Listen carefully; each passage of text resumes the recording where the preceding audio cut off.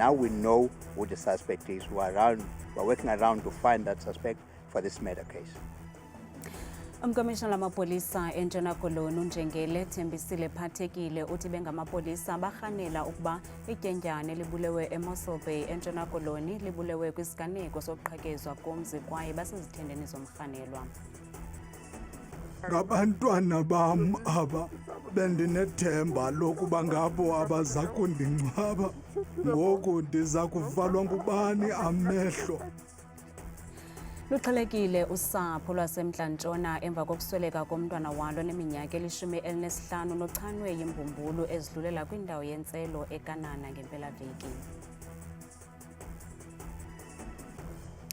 uCarl Sender uthi uyakholelwa kolokuba ubuchule bakhe bokufumana iziyobisi ezingena kwizibuko laseThekwini kwakhokelela ekubeni enziwe ikheswa ngamagosa phezulu kwibutho leHawks KwaZulu-Natal.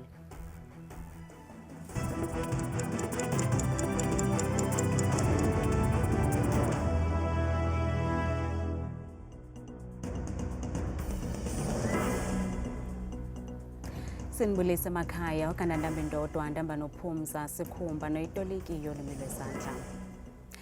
Umkomishana lamapolisa eNtshona Koloni uNjengele Thembisile Phathekile uthi ukubulawa kwetyendyana uNhlamulo Sambo nophuma kwiphondo laseLimpopo akunanto yakwenza neziganeko zokubukulwa kwabemi bangaphandle abakweli.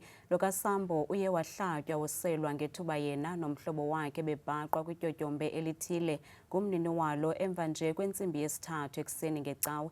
Amapolisa arhanela ukuba eli tyendyana lisweleke kwisiganeko sokuqhekezwa kweli tyotyombe.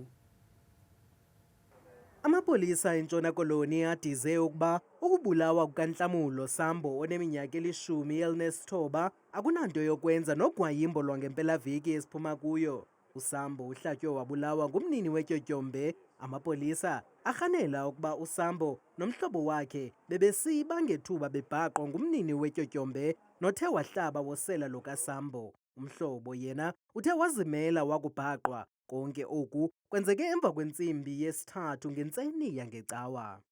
These two that were on Friday, between Friday and Saturday morning. So in this 18-year-old, what we now have information is that the deceased and another 15-year-old, they were together.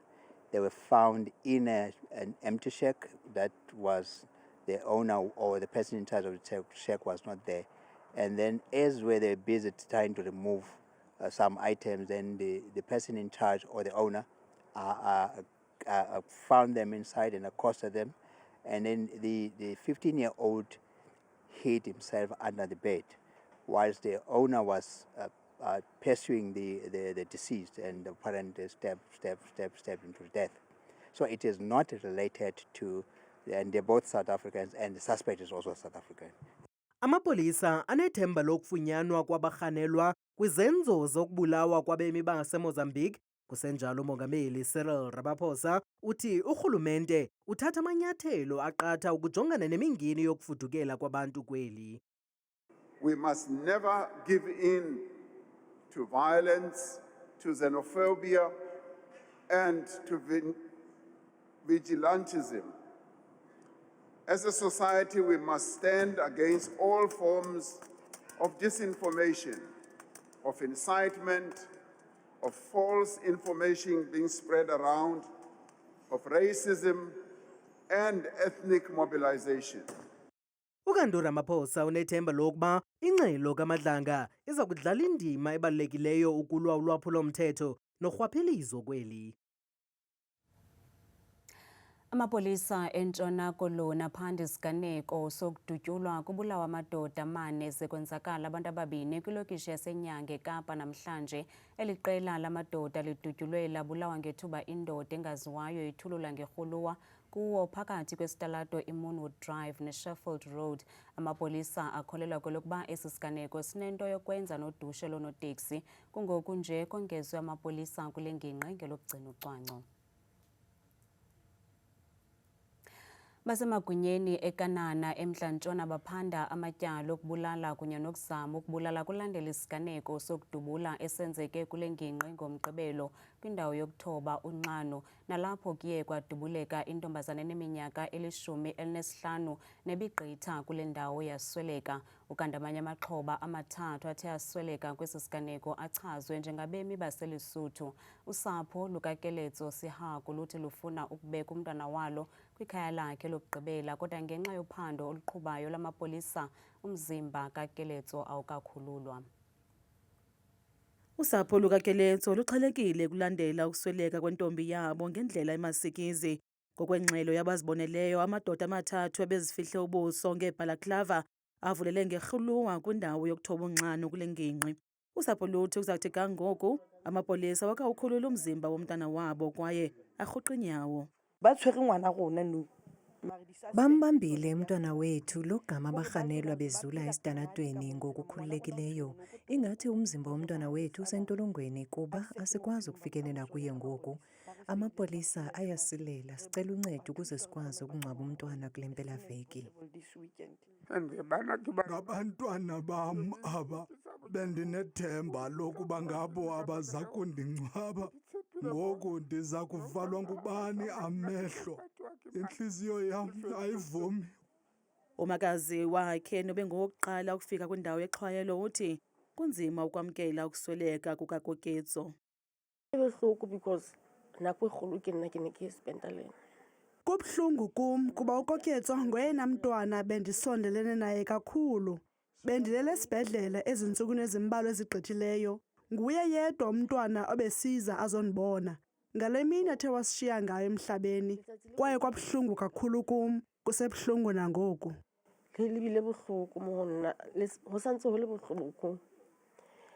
Ngokwengxelo yakutshanje kokwesithathu ngoku kusenzeka isiganeko sikumila kunje kule ngingqi yaseKanana. Amapolisa athi uphando lusaqhuba. Kanana police are investigating cases of murder and attempted murder following a shooting incident that was reported on Saturday night, 30 May 2026, at a local tavern in Kanana. Police responded to the shooting incident and, upon arrival at the scene, found 4 people with gunshot wounds lying near the entrance and outside the tavern. Preliminary investigations revealed that 3 unidentified male suspects, armed with rifles and wearing face coverings, were responsible for the attack. Umbutho wabahlali uhlaba ikhwelo lokwandiswa kwamapolisa ukuze alwe nokwanda kobundlobongela obunxulumene nemigewu. As the moral regeneration movement, we wish to appeal for calm and call for intensified police visibility and intensified effort to rid our communities of proliferation of guns, including selfless violence claiming innocent lives. Abaqhubi bezithuthi kulindeleke ukuba baluve nangakumbi ulwamvila lokunyuka kwamaxabiso epetrol kule nyanga kaJuni, okuzana njengoko enyuka kwakho ezinzulwini zobusuku amaxabiso epetrol. Ilitha yepetrol iza kuxabisa R1.43 ngelixa idizili yona kulindeleke ukuba yehle nge-R2 ne-R3 ilitha. Ukunyuka kwala maxabiso kubangelwa kukuba urhulumente uye waphelisa umnyinyiva we-R3 kwirhafu yamafutha nowathi waphunyezwa ngaphambili kwilinge lokuphungula uxinzelelo kubaqhubi. Yonke ke le nquleqhu yenziwa maxongo nangakumbi nalifuthe longquzulwano oluqhubayo kumbindi mpuma. Mongameli Cyril Ramaphosa uthe thaca uhlahlo lwabiwo-mali le-ofisi yobongameli phambi kwepalamente ze amalungu epalamente abambe ingxoxo-mpikiswano ngayo. Uthe ikhabhinethi yakhe seliziphumezile izicwangciso zokulwa nobundlobongela obusekelezelwe kwisini nanjengoko le nyewe yaxelwa kunyaka ophelileyo njengentlekele kazwelonke edinga ingqalelo ekhawulezileyo. Izicwangciso zevoti yohlahlo lwabiwo-mali ye-ofisi yobongameli ezibhengezwe ngumongameli Cyril Ramaphosa namhlanje zenzeka ngexesha kusandula ukusekwa ikomiti yepalamente yenkqubo zokugxothwa esikhundleni i-impeachment ukutsho. Umongameli ubeke phambili ke idabi lobundlobongela obusekelezwe kwisini nakubantwana, nalapho athe ikhabhinethi yakhe iziphumezile ezizicwangciso zokulwa nale ntlekele yaye nezixhobo zikhona.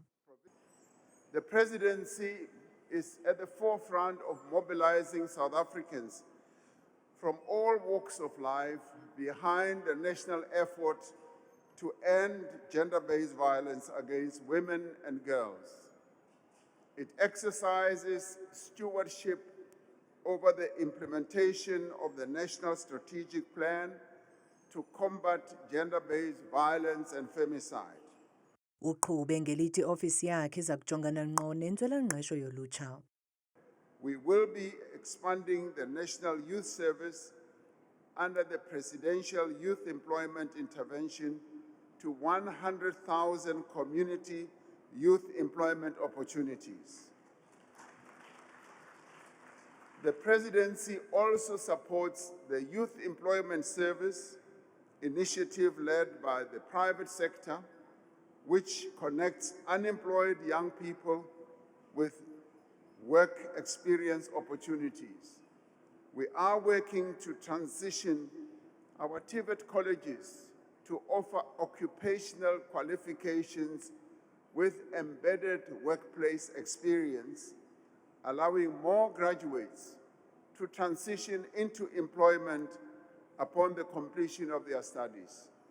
Waleke ngelithi eyisonga orhulumente basekuhlaleni badinga ukuhlaziywa yaye urhwaphilizo lona luza kuncothulwa neengcambu. Ibutho elikhethekileyo lophando i-SIU liveze ukuba kukubugwenxa obuninzi lithe labugubhulula kwinkqubo yebhasari karhulumente wephondo laseFreystata. Imali elinganiselwa kwi-8 million rands ethe yafumaniseka ukuba ibhaliswe ngabafundi abangasekhoyo emhlabeni kunye nabaxhamla ngokungekho semthethweni. Intloko yeli candelo ebambeleyo uLeonard Likhetho uvakalise ukuba uphando ngenkqubo yebhasari ngexesha lolawulo lukasisi Ntombela obesakuba yinkulu baphathiswa ludandalazise ulawulo olugwenxa ukusuka ku-2017 ukuya ku-2023.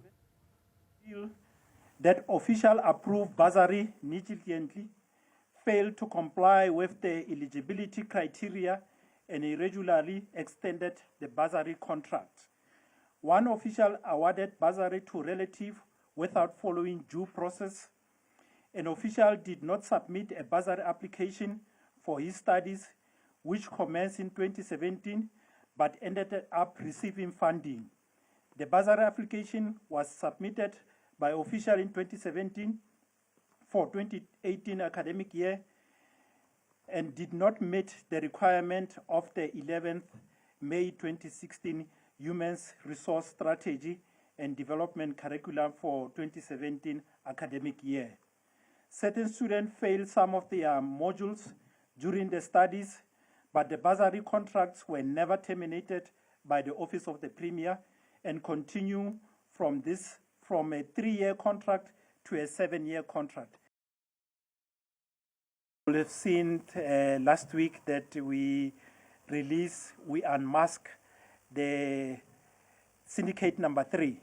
When we presented last time the report, there were 2 syndicates that we outlined, and we have outlined the syndicate number 3. But I can indicate that there's a work that is ongoing, and we are busy working with the NPA and the Asset Forfeiture Unit to make sure that we finalize the matter. And in terms of our processes, remember there are vehicles that we have frozen, and that process is still ongoing, whereby we will be preparing to go to court to able to go and get a final forfeiture in terms of those processes. But the investigation is still ongoing, and across the 3 syndicates that we are busy with. Zengeziwe izityholo ngakwintloko yophando kwinkonzo yesipolisa uCaptain Lawrence Makgotlwe notyholwa ngokuphazamisana nophando kumatyala okubulala. Lo kaMakgotlwe uvele kancinci ngale ntsasa kwinkundla kamantyi yasePitoli, nalapho abatshutshisi batyhola ngelithi azange athethe nyani ngethuba wayenikezela ngobungqina kumatyala amabini ohlukeneyo okubulala, kubandakanywa ukubulawa kwenjineli yaseVereeniging Armand Swart ngo-2024. Ukapteni uLawrence Makgotlwe bekhangeleka ngathi ulahlekile ngethuba iqabela emkhumbini babe abetshutshisi besongeza ezinye izityholo kumatyala ajongene nawo. Lo kaMakgotlwe kuthiwa wakhupha ubungqina engebubo ngamabomu ngethuba wayehlalutya umpu owathi wasetyenziswa ekubulaweni kuka-Ahmad Swart ngo-2024, nto leyo eyayinokwenza bangabanjwa abo bantu babulala uSwart. Ukanti nakwisiganeko sokubulala sasePitoli ngo-2018 kuthiwa wenza kwa oko. We are also referring to the bullets, or rather the ammunition that is reflected there. It's an amendment. It will be 38 rounds of live ammunition that were found in possession of the accused. So it's count 3 that is being added, and also an amendment to reflect the 38 live rounds of ammunition. Lo kaMakgotlwe nguye owayenikwe uxanduva lokujongana nedokethi lika-Ahmad Swart, nalapho kwakulindeleke ukuba aphande nzulu ngemipu eyathi yafunyanwa ngethuba kuqhutywa uphando.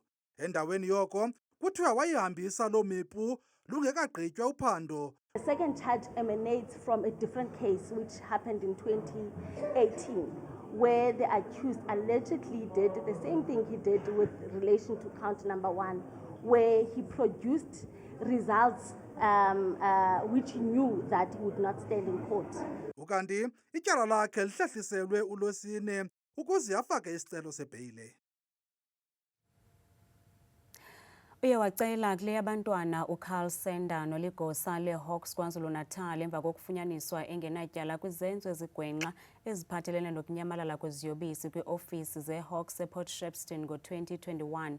Lo kaSender uyakholelwa kwelokuba ubuchule bakhe bokufumana iziyobisi ezingena kwizibuko laseThekwini kwakhokelela ekubeni enziwe ikheswa ngamagosa aphezulu nakholelwa ukuba anesandla ekuncediseni amaqela emigulukudu nashishina ngeziyobisi.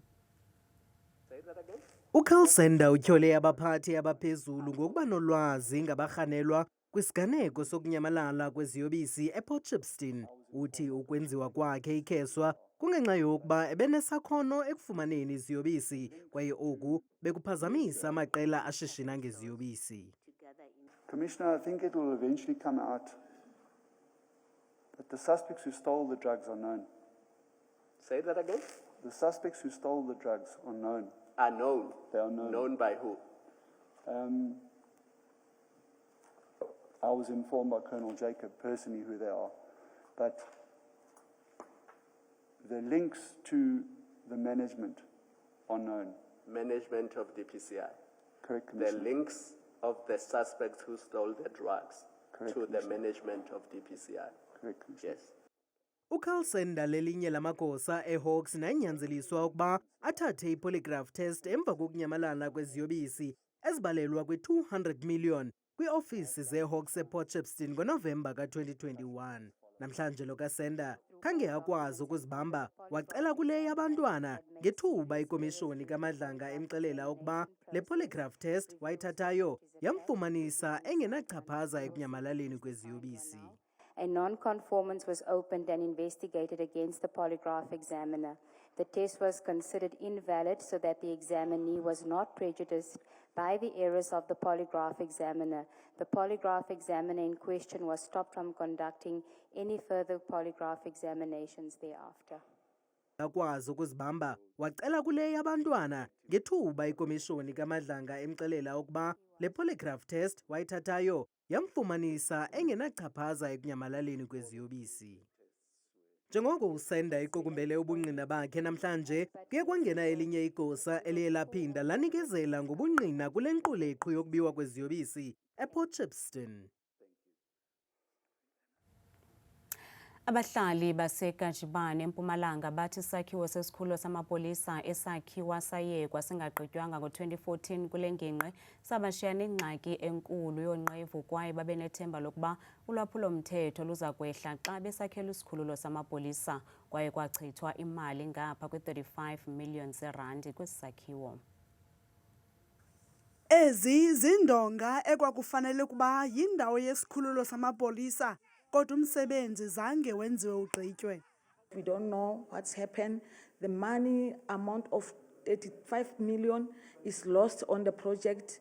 And then the community of this village are not working. They are just surprised until now. They don't know what's happened about their money because community are not working.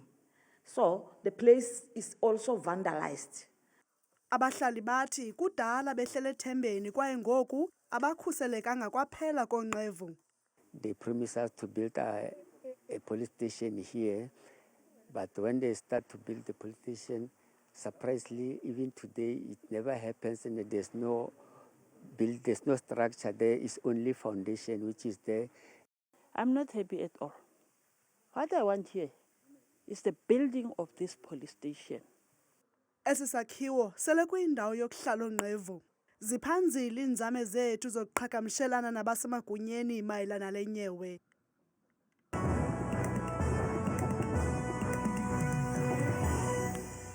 Enkosi kakhulu ke mamqwathi nomamzangwa ezindabeni ndiyakubulisa nawe mbukeli wami ekhaya ndikwamkele ke kwidesika yeMozulu nakubetha igama lam ndikuthabile ke inzwakazi yabathembu ngokubanzi ke masiyiphawule yenjenje iMozulu leyo mbukeli siye sivule kaloku ngokugangatha kokuqatha ke kwiziganeko zethu zemvula nomoya nje kuwo wonke uMzantsi Afrika nawe phekayo uyabona noko imandundwa la Mozulu kakhulu kwelaphondo lonke lasentshona koloni kundawo ezininzi futhi ezinze embindini nje apha kuMzantsi Afrika uphela pha koDR ekuseni futhi ayabikwa lo mathuba enqele ekhathwa kakhulu ke zindudumo futhi nemvula nje yonke lamini yabuya ngomso ngokubanzi ke bethina ekhaya masijongeni kamaqondo wethu okutshisa kaloku ke aphansi naphezulu sivule ke iphondo lokuqala elophondo kaloku kuphaya ke mbukeli wami eMpuma Kapa kwindawo ezininzi ke zisenqemeni kakhulu phaya koMthatha kuGombo eMakhanda futhi ekuseni kuyafefa nenkwankqa ibikwe kakhulu phaya ngalo maqondo wabokutshisa phansi kakhulu koMakhanda ekuseni ngelashumi nje elikhatsha sisithathu kanti ke mzonzundu wami baphila kohlobo phaya eFree State pha kumantla kakhulu kolaphondo njengapha koSasolburg ekuseni napha Frankfurt inkwankqa kakhulu nomoya ubhudla kakhulu ngokuqatha ekuseni amaqondo abasephansi ngo5 degrees xa bevuka ngomsukane futhi benjenje kwelaphondo ke mzonzundu laphaya entshona koloni kudlawo ezininzi ke mbukeli ezigudle kakhulu apha ngaselunqwemeni njengaphaya koFred ndala ekuseni futhi qaba ngamafu mpela phaya futhi kufefe yonke la ntsasi yabuya ngomso kakhulu ekuseni ngabevuka ngomso ngenxa ka11 degrees kanti ke mzonzundu baphila futhi ngolo hlobo kolaphondo ke lapha koNorthern Cape mpela ke kwindawo ezininzi phaya koKurumani buphila pha kakhulu phaya koAppington nasekuseni pha Priska futhi kuyabanda kunethe yonke la ntsasa ngenxa ka10 degrees nanti kakhulu ke mzonzundu wami iMozulu ephondweni ke lapha eNorth West kwazo ndawo ezininzi ezekwintshona futhi namantla kwelaphondo njengaphaya kaloku kwasekuseni futhi koTosca asephansi amaqondo abokutshisa futhi ko6 degrees kanti ke futhi benjenje ephondweni lapha eGauteng apho sikhoyo thina mbukeli wami ngalomzuzu mpela pha kumantla kwelaphondo njengaphaya koBonkenspruit Germiston Johannesburg futhi napha embindini kwelaphondo buseSprings kuyabanda ngomsekuseni ngenxa yakhe kaloku la 6 degrees mbukele ekhaya yanyuka nami ngokubanzi siphawule ndibethe kaloku iphondo futhi ke eliseLimpopo kumazantsi futhi phaya koThabazimba ekuseni bilabila kuyabanda kakhulu inkwankqa ibikwa kakhulu xa bevala futhi balusongo usuku ngomso ngaye la 24 degrees kanti nansi mbukeli wami ke futhi iMozulu phaya ephondweni ke laphaya eMpumalanga kundawo ezininzi ke ezisembini futhi kolaphondo njengapha koML ekuseni yingqele kakhulu nenkwankqa nokubhudla ukuqatha kakhulu komoya phaya kuyabanda ekuseni ngo5 degrees vume ekhaya ndiyayivala ke nami ndiyisonke iMozulu ke phondo lokugqibela phondo elo ke kuphaya kwaZulu Natal kwindawo ezininzi phaya ke futhi kumantla nentshona njengapha koVryheid ekuseni naphaya eNewcastle futhi kuyabanda kakhulu mbukeli ngenxa yakhe kaloku ke la 6 degrees mna ndikuthanda kangaka xesha lemyoli kamnandi mawethu.